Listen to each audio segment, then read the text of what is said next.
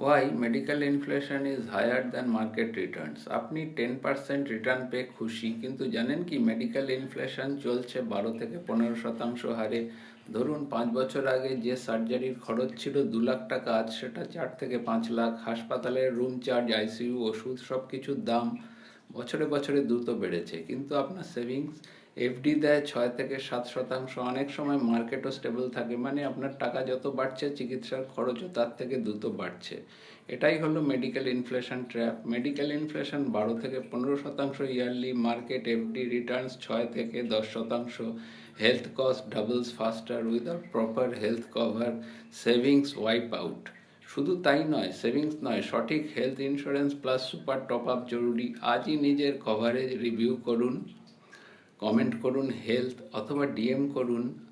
আমি ইন্দ্রনীল আপনাকে গাইড করব। এই তথ্য শুধুমাত্র এডুকেশনাল পারপাসের জন্য। ধন্যবাদ, নমস্কার, সকলে ভালো থাকবেন।